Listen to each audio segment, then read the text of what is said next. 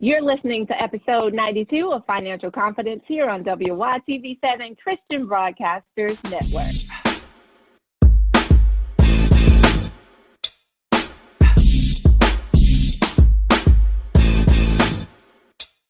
Listening to episode 92 of Financial Confidence here on WYTV7 Christian Broadcasters Network. Hey, and thank you for joining us for Financial Confidence. I'm your host, Lynn Demons, and that's Demons, y'all. No demons here, DEMMONS. We thank you so much for joining us as we're helping you to make your money, keep your money, and grow your money so you can do the things you're called to do. That's to build generational wealth and leave an inheritance for your children's children. Guys, we want to hear your money success story, so give us a call. Leave us a message at 470-236-8282. If that doesn't work for you, send us an email with your story to financialconfidence2020@gmail.com.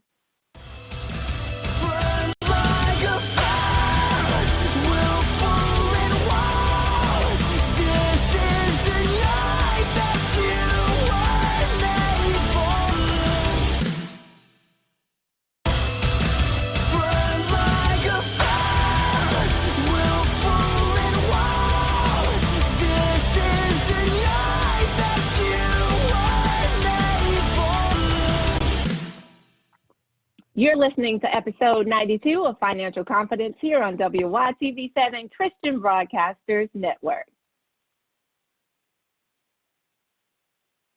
Hey, and thank you for joining us for Financial Confidence. I'm your host, Lynn Demons, and that's Demons, y'all. No demons here, DEMMONS. We thank you so much for joining us as we're helping you to make your money, keep your money, and grow your money so you can do the things you're called to do. That's to build generational wealth and leave an inheritance for your children's children. Guys, we want to hear your money success story, so give us a call. Leave us a message at 470-236-8282. If that doesn't work for you, send us an email with your story to financialconfidence2020@gmail.com.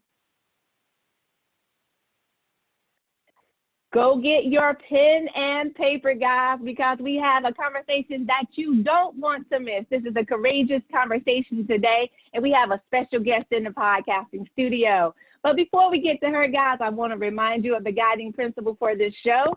It is Matthew 6:33. But seek ye first the kingdom of God and his righteousness, and all these things shall be added unto you. We also implore that you pray over your finances so that you can be a good steward and be able to support those causes that you're looking to support, whether that's homelessness, victims of domestic violence, it doesn't matter. You can help someone that's struggling if you're in the struggle yourself. So if you will, guys, take a moment and bow with us. Lord, help us to value the things in this world that are really valuable. That's our relationship with you, our lives, and our families. Help make us responsible stewards of your financial resources, and let us trust your holy word, the eternal glory. In thy son Jesus' name we pray. Amen. Yes, guys, you don't want to miss this. I hope you have your pen and your paper or your recording devices, because we have a true conversation with you. We have in the podcasting studio with us today, attorney Sharon Baker from DeKalb County here in the great state of Georgia. Attorney Sharon Baker, how are you? I'm fine, Lynn, and thank you for having me on your show. Well, we are super excited to be here with you and to have this conversation with you today, guys. Attorney Baker is a probate court administrator, so she's really going to help us build generational wealth the right way, make sure we're taking care of business at the end of the day. So, Ms. Baker, so our audience can get to know a little bit more about you, I want to ask you about your relationship with money and finances growing up. What did that look like? Great question, Lynn.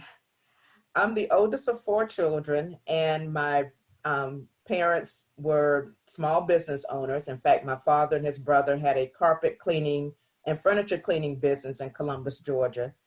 And it's 4 of us children, and we grew up in that business working. So parents taught us early on about being responsible, being to work and to have good work habits. Not all the time we got paid in that business since it was a family business, but my just teaching us about, being responsive and that you have to get up and go to work. Awesome. Awesome. I love that. That's one that pays throughout your life. So when you think about that, was that your first job working in the family business, or did you have a different first job? Well, my different first paid job, I worked in fast food. I think most of us kind of started, that was our first real job with a check, and worked for a fast food restaurant there in Columbus, Georgia. And very fun times, but great to get a real paycheck at the end of the week. Right. Okay. Exactly. And I can relate, and I'm sure others can relate, having that first job. I know many of my friends, our first job was McDonald's, right? We were just like the commercial. What's the guy's name? Was he Mikey? Or I don't remember his name. The guy, Mikey's got a job. He was all proud of his little McDonald's right. Position back in the day. But when we talk about where you are today and what you do today, can you share a little bit about your background with our audience? And we'll move into some questions we have for you. Okay. Well, I'm an attorney here in Georgia, and I've done a lot of different things in my legal career. I've been in private practice where I was a divorce attorney. I've been a special assistant attorney general as well as an assistant district attorney, both in 2 different jurisdictions in the state of Georgia, where I was representing the Office of Child Support Enforcement. I've worked in state government, and currently I am the probate court administrator for one of our metro Atlanta counties, and I've been in that position since May. Just as a little side note, my father passed away in the Friday before Father's Day in 2018. After he passed, I had like 6 or 7 additional relatives to pass between his death and January of 2019. So then I transitioned into this position in May. So I said, God was getting me prepared for this job, because we don't want to think about that part of our life, but you have to prepare the right way for that transition. Yes, absolutely. Guys, we're having some true courageous and confessions and conversations over here today about everyday life and finances on financial confidence. So in your role, your current role where you're working in probate court, what are some of the misconceptions that you hear? Oftentimes, we'll go through, I'm scrolling through my Facebook page, and I'll see, unfortunately, someone has passed on, and then their families are not prepared to pay for funerals, their GoFundMe pages, and then there are other things that come along in this situation. So what has been your experience in dealing with some of the misconceptions that people have when they come in under these types of circumstances? Great question, Lynn. And I understand that this is a topic people don't want to talk about. I mean, nobody even wants to think about it. Unfortunately, we live in the reality of every one of us has a date. We may not know when that date is going to come. I mean, we've just been talking about, Kobe Bryant and his daughter and the other 7 passengers. They were not thinking about that was their last moment on earth. And so every day people are dealing with these issues, and either they are prepared with a last will and testament, or that person dies without a last will and testament. The thing is, people don't know what the law states in their state on how that situation is going to play out. And every day in probate court, we have people coming into the court, and I'll give you this one scenario, Lynn. Let's say mom passes away. You need the money in mom's bank account to help pay for her funeral. So you rush to the bank to say, okay, I need to get into mom's account. As soon as the bank learns that mom is deceased, that money becomes frozen. And the bank will tell that person, well, go to probate court and get an order, and then you can come back and we'll give you the money in mom's account. Sometimes it's just to get the person out of the bank. And so they Right. come to probate court every day, come, step in, talk to the staff and say, this is what has happened. I need an order because that's what the bank told me. And the question we're asking that person, did mom die with a will or without a will? If the answer is mom died without a will, then it's a longer process because now we have to first publish a notice in the legal newspaper for 4 weeks to determine who are the heirs of mom, who are the creditors. And there is a date that they have to submit their claim, stating either they're an heir or that they have a debt against mom's estate to the probate court. So that's 4 weeks. Then, so you're looking at least a 6, maybe even an 8-week process before there is a hearing for the court to determine who is the person to handle mom's estate and to, pay any creditors who are entitled to be paid, and then handling any residual and pass it to her heirs. That's not a process that's going to give you that order that you're asking for on day one. That's not going to happen quickly. Now, if mom had a will, then she stated who she named to take care of her affairs when she passed away. That person has to submit mom's original will. And then the question becomes, do they know where the original will is? Well, it is. Is it in a shoebox in mom's closet? Is it in a safe deposit box? Is it in a safe? Do people know the combination to the safe? Because we need the original will brought to probate court to determine, is this mom's final wishes? And if so, then we are going to make sure all the heirs are aware that you are presenting mom's will for probate, meaning to prove that this is her will, and then to follow through with the steps to give that person who mom named the authority to handle mom's affairs. That's a shorter process, but still there are steps involved. And it's not just you can come to the window and with tears in your eye that mom has passed away and the bank says, I need an order and I need mom's money to help pay for the funeral. And I'm over here, I'm writing down notes as you're talking, Okay. just to make sure that I'm in order myself. But I wanted to ask a few questions that I asked my audience in advance. What types of things do you need to know? What would you like to know if you had an opportunity to speak to an attorney to get some information? Now, we do want to say, guys, that she is not your fiduciary. This is informational purposes only, all right? You need to make sure you check the laws in your state and consult with an attorney. With that being said, a couple of the questions that we wanted to ask is essentially to say, when they're thinking about that will, a lot of families may say, we don't have the finances to go and pay to have a will completed by an attorney.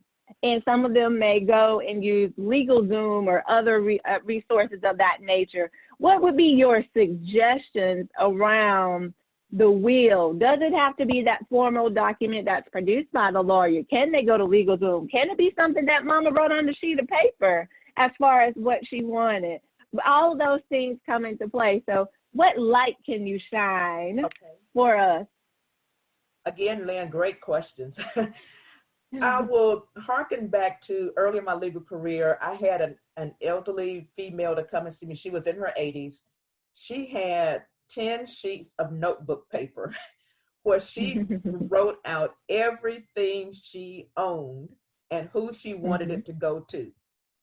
Now, Georgia does not recognize that handwritten note that the lady wrote out. But and she was like, oh, baby, please don't laugh at me because I got all these sheets of paper. I'm like, ma'am, you're probably one of the smartest clients I've had, because she actually thought about what she has, who she wants to leave it to. It's not about how much it cost. It was her stuff. So I would say step one would be sit down and write out all the things that you have and who do you want to leave it to. And I would say then, look for some legal resources. In some of the probate courts, including the one that I work in, we have a partnership with some lawyers who will come in and meet with individuals for free if they meet an income requirement. Now, again, they are helping someone who probably can't afford to pay high legal fees, but they can call to the office, get an appointment with the lawyers, because the staff at these courts cannot be your lawyers. We can't give you specific legal advice for your situation, but because the court has to stay neutral. But we do partner with some lawyers in our county, and they will come in and meet with individuals. They set up an appointment, and they will actually help and get your will done for you for free. You can also contact other legal associations in your state. In Georgia, we have the Georgia Association of Black Women Attorneys. You have Gate City Bar. You have the Atlanta Bar Association.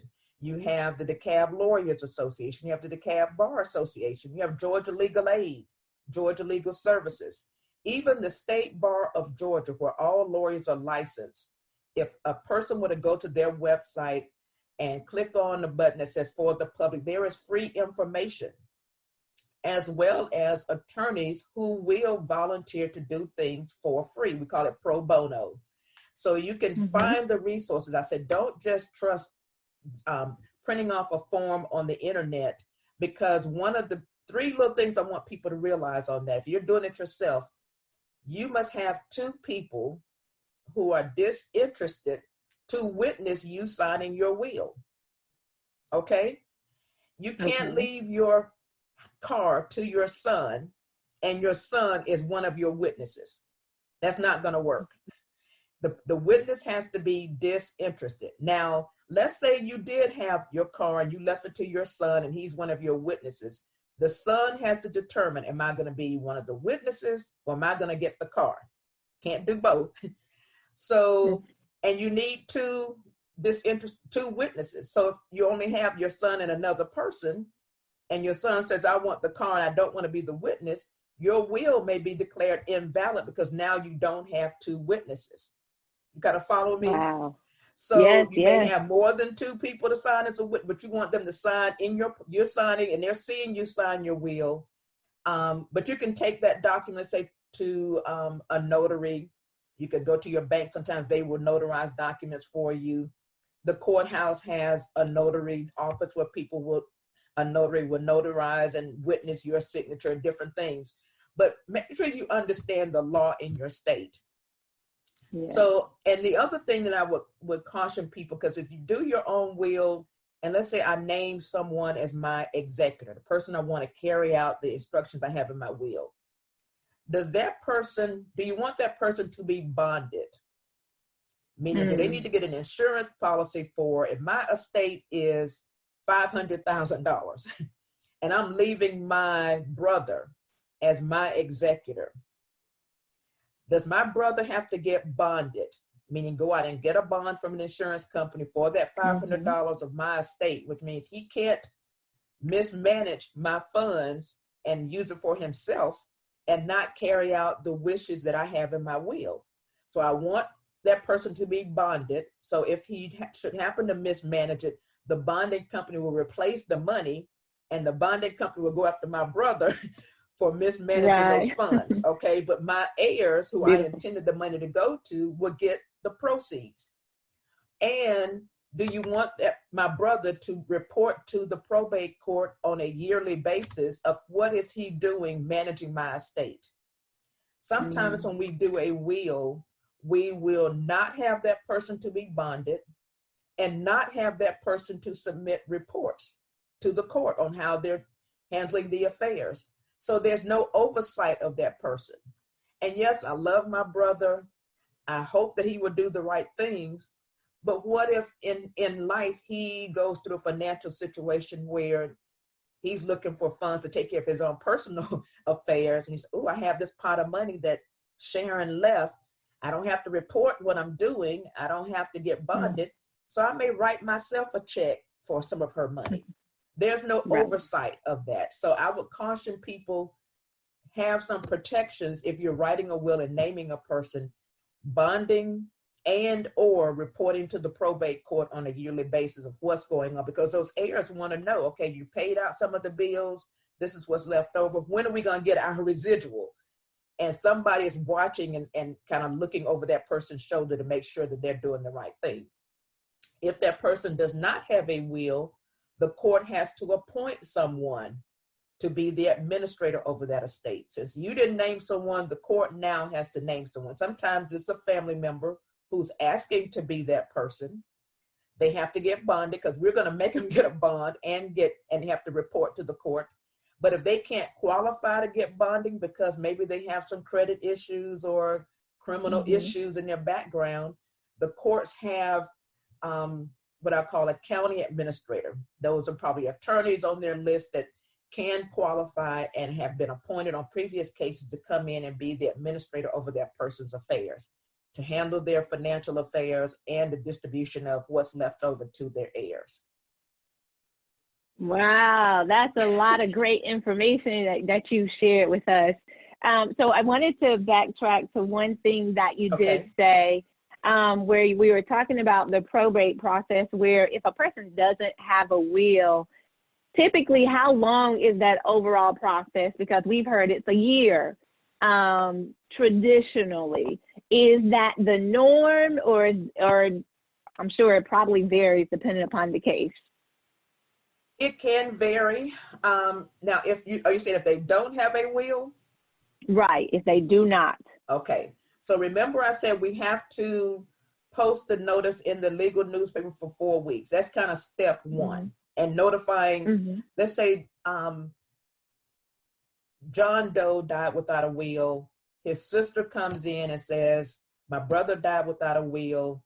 He left, a house and property, and I want to be the administrator over my brother's estate. He did not have a will. So they're filling out the petition to name themselves as the administrator.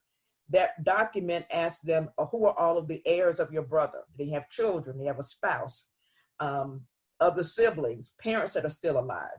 Or did someone already predeceased him, but they left children? So the grandkids can take their parents' part. So you're filling out all that information. We're filing that notice in the newspaper for 4 weeks. So nothing's going to happen for 4 weeks while that newspaper notice is running. And depending upon who is responding by that deadline, are they agreeing that this person who's asking to be the administrator can serve? Or do they know that that's the last person my brother would want to be in charge of their affairs? They may sound good, but no, we don't want auntie doing that. So they may file an objection to that person. If so, then there are hearings that are held. And again, it varies, but again, those are kind of the steps. If nobody is contesting the person who's asking to be the administrator, and can that person get bonded for the amount of that person's estate minus the house? So we don't look at the house in terms of the bonding amount, but their bank accounts, cars, other assets they may have. Then if nobody's objecting, the end of the 4 weeks pass, you don't have any new people have popped up, no new creditors have popped up, then, and nobody's objecting, then it's kind of a much easier process after then versus if there are challenges or objections being filed. Or new heirs that are popping up that nobody knew about. And now there is a hearing to determine, are you this person's child or an heir, and them having to present evidence to show that, yes, I am an heir. Awesome. So Sharon, I know, Attorney Baker, I know you have put these things in a book somewhere, because there are tons of people out here who need this information. You want to talk to us about your book series, and don't forget, please share your Denzel and Sharon story. Okay, Lynn. I wrote, this is a 3-part book series, and it's about a couple called Denzel and Sharon. I did not say their last name was Washington. You can assume whatever you want to assume, but it's Denzel and Sharon, and they're trying to create their perfect life. So they're getting married, they go through all the things married couples go through. How do they handle their finances, buying a house? Then they have children. Now in this story, Denzel was married before, and has a special needs child with his first wife. And then Sharon and Denzel get married, and they have 3 children in their family. Both Sharon and Denzel have sisters and brothers and parents. So because as I said earlier, my legal career kind of spanned a lot of different things, the story and people in those characters are going through some of those life issues. Mm-hmm. And each book has a workbook attached with it. So while you're laughing about Sharon and Denzel and their situations, the workbook allows you to take notes. And now, I have the same situation as Sharon and Denzel have, or my sister does, or my brother does, or my cousin, or my friend. And now they can see, I didn't know that's what the law says in Georgia. So they can take notes, and then now they can go and get legal advice to get their affairs in order. And the book is on Amazon. The first one is called We Can Do That. Denzel and Sharon Create Their Perfect Life. And then the second book is They Can Do That. Denzel and Sharon Protect Their Perfect Life, because now I'm talking about the issues with their siblings. Talk about common law marriage, talk about their parents. Do they need guardianships, conservatorships? I'm talking about Denzel and Sharon's son gets his girlfriend pregnant, and he's still in high school. So now child support becomes an issue to be discussed. Grandparents' visitation. All those different chapters are talking about different things, including what if someone died with a will and without a will. All of those issues are explored in the Sharon and Denzel story.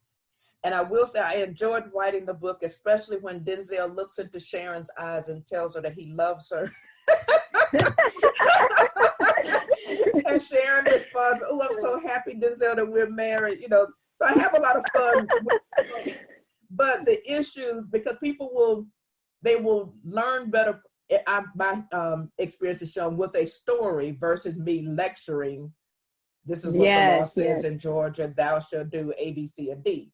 But when you have a story format, they will laugh at the story, but then it hits home because they can relate to the story. And then the workbook that's attached to each book gives them the place to write and take down notes. So when they now want to go and get legal advice, or they need insurance, or they need financial planning, or whatever it is that they're now having to address, child support issues, visitation for parents, grandparents, all of these different issues that pop up that people had no clue about what's going on with the law in their state, they can now go and ask them more detailed questions and get some specific answers for their personal situation, and get some help and get those issues addressed on the front end, as opposed to something happens and then you find out what the law says and you're like, I didn't know that. Well, just because you didn't know doesn't mean that that's not the case. Absolutely, absolutely. Well, this has been amazing, Attorney Baker. I am so happy that you've come on to share with the audience today. And guys, we can do that. Yes, yes. Go check it out on Amazon, because we need to be like Denzel and Sharon and make sure that we have our life all the way together. Go check it out on Amazon. So, Attorney Baker, how can the audience find you? Because I'm sure that there's more questions and others that would like to connect with you. Go out and buy the book, the workbook, maybe even get the entire series. So how do they connect with you? How do they find you? Well, I have a website called powerofone.decision.com. They can email me at Sharon at powerofone, that's the number 1, of powerofone.decision.com, or email me at attorneysharonbaker@gmail.com.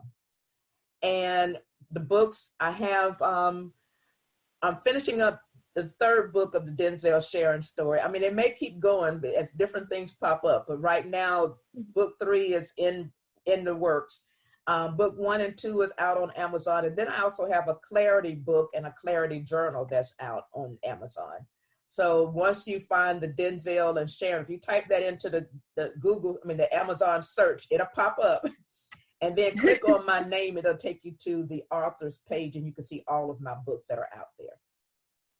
Awesome, If people awesome. have organizations or groups and they would love to get information, the court is always doing things in the community by sharing the information. The judge is always speaking to events and at centers and groups and what have you. And even I've done some workshops myself and even at my church, because I would rather people know on the front end what the Yes. situation is versus the back end, man. And the sad part is when they don't take action and something Mm. happens and then they find out and they are, it's like deer caught in the headlight. Oh my God, what do I do? So again, there is legal help for you if you cannot afford an attorney. Information is out there. Please get information on the front end so you can take care of your affairs going forward. Yes, I love that, guys. Don't be like the deer caught in the headlights. Attorney Sharon Baker has given us the information. Go out and get her books. Go get the workbooks, guys. You have a plan of action. All you need to do is do it. Make sure that you check her out, guys. Don't forget her website, powerofone decision.com. I like that because your life is dependent upon the decisions that you make. If you haven't made the right decisions, that's okay. Start making the right decision today. We appreciate you for joining us here at Financial Confidence, where we're helping you to make your money, keep your money, and grow your money so you can do those things that you're called to do. That's to build generational wealth and leave an inheritance for your children's children. We thank you for joining us here at WYTV7 Christian Broadcasters Network. And if this broadcast has been invaluable for you or any of our broadcasts, please go over to WYTV7.org and leave a donation so we can continue to do what we do, guys. That's to build the kingdom. We thank you so much for joining us here at Financial Confidence. I'm Lynn Demmons. That's Demmons. No demons here, y'all. Demmons. We'll see you again. And thank you so much, Attorney Sharon Baker. This has been one of the best. All right? Thank you. Yes, ma'am. We appreciate you. All right, guys. You have a good one, and we'll see you next time.